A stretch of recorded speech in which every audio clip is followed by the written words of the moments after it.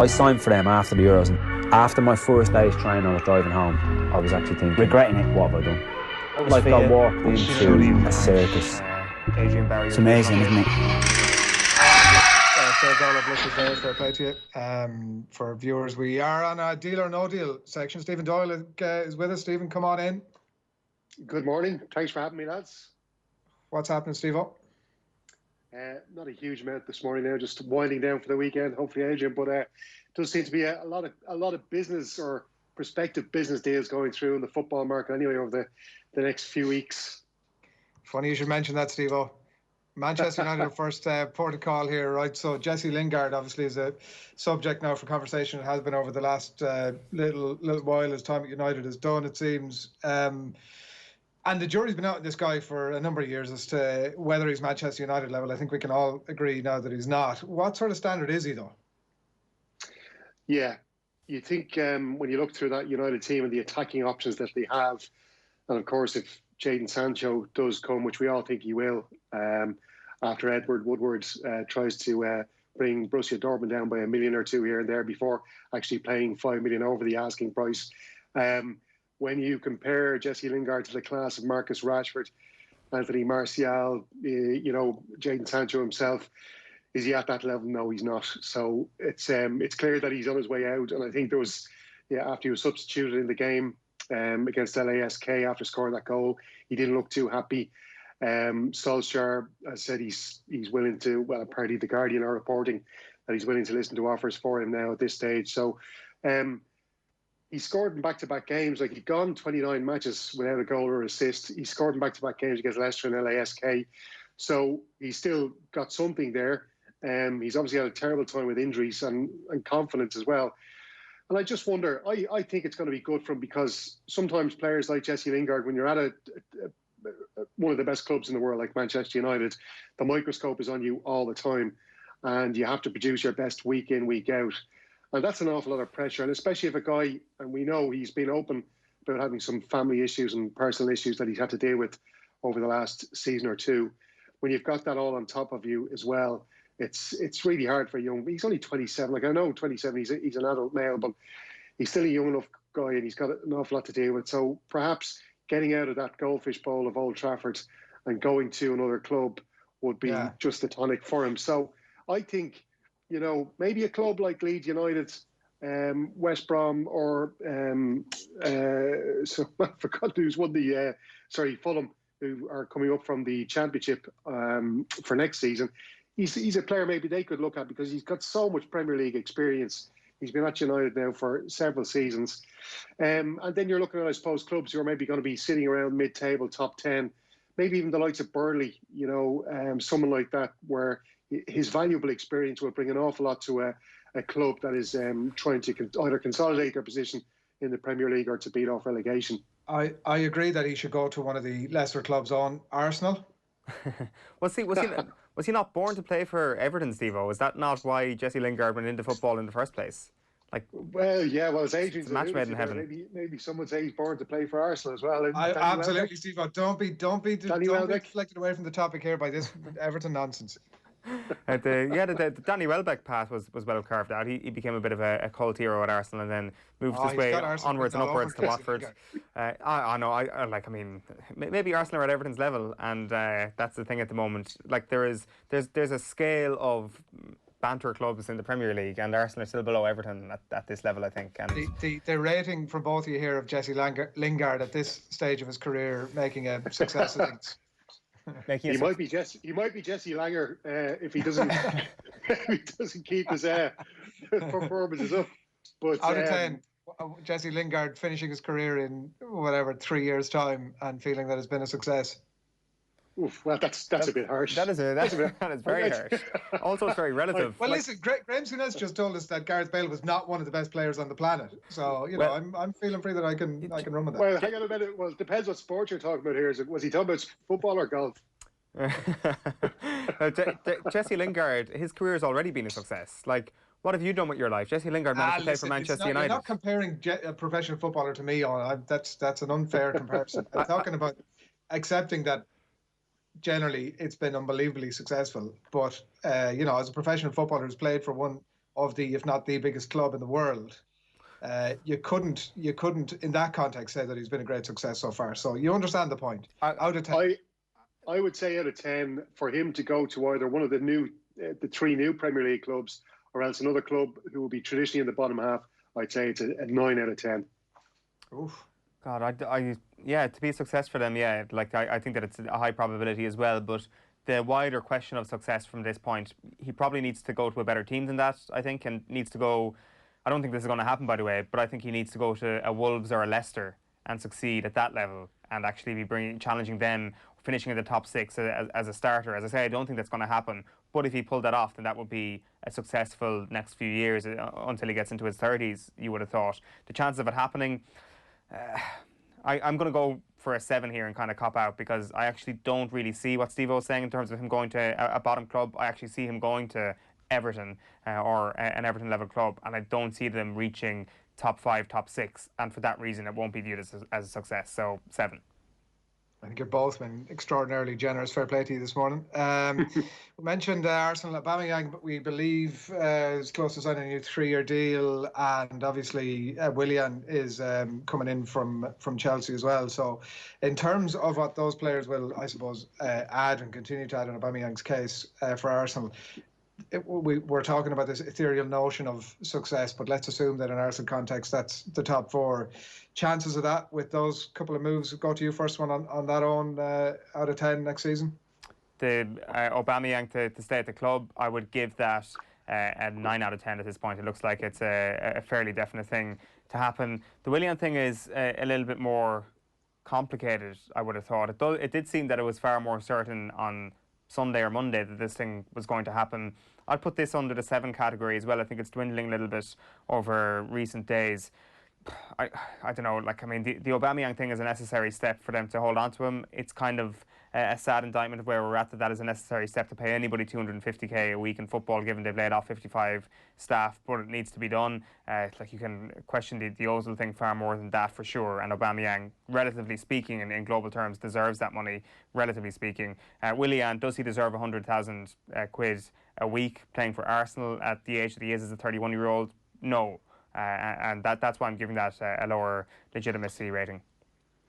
Steve Owens avoided the question there, which was, with both of those players, are Arsenal going to make the top 4 next season out of 10? What are you giving it? With just those 2 players, no. They need to sign another, I'd say another 2 or 3 players.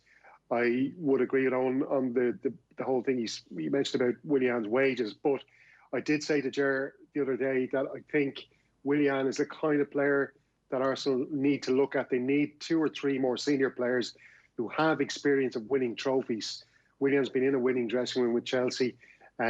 He's got that experience. He's been in big games, Champions League games, big Premier League matches. He's got all that experience that I think Arsenal are lacking a little bit. You know, they've got some good players there who can score goals, who can defend. You know, the likes of Kieran Tierney, Aubameyang, Lacazette, Torreira, I think, is a very good player. Jack has come good under Arteta. So they've got some really good players, but not a huge amount of winning experience. And I think that's what they're lacking in the dressing room at Arsenal. So I think this Willian deal has been floated around so long. I think it is going to happen, as Owen alluded to there as well. I think it's, you know, it doesn't feel right talking about all this stuff. Arsenal players getting so much money and wage and stuff, and you've got all that stuff happening in the background, the 55 people being made redundant. You know, they really should be looking after those people first. But going back to footballing matters, I think Aubameyang, well, it's a no-brainer. You know, getting him on a long-term extension or a long-term contract is brilliant. I think if Arteta hadn't come in there, I think Aubameyang will be gone. I think the Arteta thing has worked out well for Arsenal in the sense that he will, or him being there, will make Aubameyang sign that new deal, and he'll stay with the club. What a record he's got! He's got, I think, 79 goals in just over 100 games. Absolutely fantastic player. He is what you need in Europe, in Premier League football. An absolute proven goal scorer. And 2 out of 10, is that what you're saying for Arsenal top 4? Arsenal top 4. Ooh. Well, look, it's going to be City. It's going to be Liverpool. I think it's going to be Manchester United. And then I think it's going to be between Chelsea, Arsenal, possibly Spurs and Wolves. I wouldn't say 10 out of 10. No, Arsenal 2 out of 10. 7 out of 10. I'm suggesting 2 out of 10. 7 out of 10 for you, Steve Owen. I'm going to go with an 8 here. I think Charlie Nicholas was on with us this week, and he says a few defensive signings would make Arsenal bankers to finish third. So I'm trusting good old Charlie on this one. Asking you anything about Arsenal, it turns out. But he might have meant a couple of defensive signings like Raphael Varane and Virgil van Dijk. Maybe that's who he meant. So. Jorginho, it seems, is leaving Chelsea by all accounts. Possibly after Juve. Frank Lampard obviously not a fan. Been some chat even overnight about Declan Rice again to Chelsea, following the path, of course, of the Chelsea manager if he goes ahead and does that. Is he the right fit? Because I mean, we've spoken about Jack Grealish before. We've mentioned a couple of players just there about their own, future prospects at other clubs. Declan Rice, it seems, is like a big fish at a small club, and how he would cope at a Chelsea would be interesting to see. But a right fit, Steve-O, for that Chelsea side? Yeah, well, he's a former Chelsea man himself. He was there till he was 14, so he's going back to the club where he adored JT growing up, and got a lot of advice off John Terry with his career before he moved on. But the one thing I'd say about Declan Rice is that I don't think he should be in any rush, really, to get out of West Ham. I've said on this show before, I think West Ham played really good football towards the end of the Premier League season. I think David Moyes, has the guts of a really good team there. He's got a good back four, with definitely a good centre-half pairing with Ogbonna and Diop. And then in front of him, he's got Declan Rice and Tomas Souček, who signed permanently from Slavia Prague. He is a superb player. And I think Declan Rice has come really good playing alongside Souček. I think they're a brilliant partnership together. And if I was Declan Rice, I'd be thinking, well, I've got this guy beside me. I've got a good centre-half pairing behind me as well. Why not give West Ham a rattle for one more season? Hopefully they'll sign maybe a good striker up front, because, Sebastian Aller, he's a really good player. I just don't know if he's gonna show that he's a Premier League standard. Fair enough, he's had a few injuries this season, so maybe he needs a full run next season. But they've got some good players there, like Jared Bowen, the winger they signed from Hull in January. So they've got the guts of a good team there. David Moyes, whether he can keep that going for a full season, there's question marks over that. So if I was Declan Rice, I wouldn't be rushing out too much. The one thing Chelsea don't have that West Ham do is a good centre-half pairing.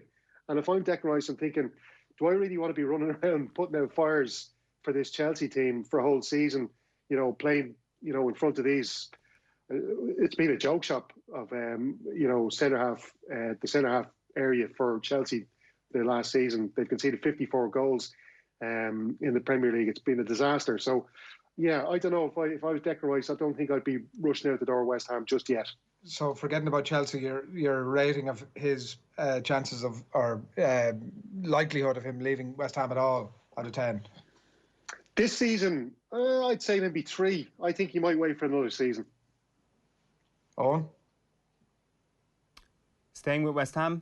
Or leaving West Ham? No. The likelihood of him leaving West Ham. I think he's going to leave. I think it's going to be. I'm putting this at an 8. I think, I'd be interested to hear. We probably don't have the time for it, but is the biggest piece of business West Ham could do getting a new manager? You list the talent that they have in their squad. Definitely feels to me that for them to be in a conversation about being in a relegation battle is an underachievement. Granted, he wasn't there for the whole season, and he did take them out of it, and he did take them to survival, so objective completed. But I'd be very keen to see how hot that seat gets if they're in the lower reaches of the table again next season, because I think that squad is really talented and they've underachieved in recent seasons. Yeah, but they did play good football. It wasn't that he didn't just save them, he had them playing good football as well. I think that he deserves a chance for next season. I think David Moyes has earned it, because he has this reputation maybe for being a defensive manager, playing defensive football. But when he was at his peak with that Everton team, they played attacking, exciting football as well. And I think Moyes kind of rediscovered his mojo to a certain extent with West Ham, and I think he deserves a chance. And they've swapped and changed managers so many times, West Ham, over the last number of years. Maybe they just need to stick with somebody for a change now. And for Moyes to get the boot a second time from the one club will be just awful. All right, you're watching OTB AM live in association with Gillette. Good morning. Start with Gillette, giving you the confidence to tackle that head. Owen, where are you taking us? Oh, this is time for our brand new Deal or No Deal slot. It's called the Deal or No Deal Teletext Quiz. So just for the sake of actually putting up teletext graphics. No reason other than that to do it. As you can see on screen, we've got question 1, which is going to you, Steve-O. I know you probably can't see this. So we've got a couple of fill-in-the-blanks questions. So question 1, fill in the blanks in Damien Duff's career transfers. So it goes as follows. Blank, Chelsea. Blank, Newcastle. Blank, Shamrock Rovers. So for 1 point, I'm going to need all 3 blanks. So who did Damien Duff play for before he transferred to Chelsea? Who did he transfer to from Chelsea? Then he went to Newcastle. And then where did he go after Newcastle but before Shamrock Rovers? Okay, Stephen so Doyle. where did he go to from, or sorry, who did he move from to Chelsea? Yes, Blackburn Rovers. Blackburn Rovers. The second part, the second blank. Who did he go to after Chelsea? After Chelsea, Newcastle. Newcastle. And then finally, where did he go to before Shamrock Rovers? Before Shamrock Rovers, it was, bloody hell, it was the Australian team. We were totally forgot. Sydney. Is that your final answer? No, sorry, it was Melbourne. Let's have a look to see if you're right. Blackburn, Newcastle, Fulham. Melbourne City. It wasn't you. Oh, who did you say second? Newcastle. It was Melbourne Fulham. City second. You said Fulham, did you? No, Newcastle. Oh yeah, Grant, you were wrong. I said already said Newcastle. Newcastle. Fulham is the answer. So you went to Chelsea, from Chelsea to Fulham. So you completely messed that up, to be honest, because you clearly had the knowledge, but you just gave the wrong answer. You got Melbourne City and didn't get the point, which I kind of feel sorry about. That was the only hard one there. So you don't score on that. Adrian, your question is this. Fill in the blanks in Robbie Keane's career transfers. So from Wolves to blank, to Inter Milan, to blank, to Tottenham Hotspur, to blank. I realise they're question marks, not actual blanks, but, you know, don't be pedantic on a Friday morning. You just want these in any order, I'm assuming. You're not looking for specifics here. Oh, yeah, go for any order here. LA Galaxy, Liverpool, and put it back up there again. Let's have a look. So Wolves to who? Leeds, LA Galaxy, Liverpool. Okay, let's see if you're right. Let's bring up the answer here. It's Coventry City, Leeds United, and Liverpool. So after Liverpool, LA Galaxy was quite late in his career. So no, you're both 0-0 at the moment. Going into the final question, which is the tiebreaker. This is a question based on numbers. So according to reputable transfers website Wikipedia, how much did Arsenal spend on the transfer fee of Nicolas Pepe last summer? Adrian, I'm going to need a number from you, first of all, in pounds sterling, please. Because this is impossible. Why are you putting me in first? Steve-O needs to go in first here. But you're on with us every Friday morning. You can go second next week. This is bullshit way of doing this quiz. We should be texting your answers. Flash it back up there again. Let's have a look at teletext. Nicolas Pepe, how much did he cost? How much did Arsenal spend on him last year? I'm going to say they spent 26 million quid. 26 million. Stephen, can you get closer to the actual transfer fee? 72. 72. Bang on the money. 72 million pounds is exactly how much he cost.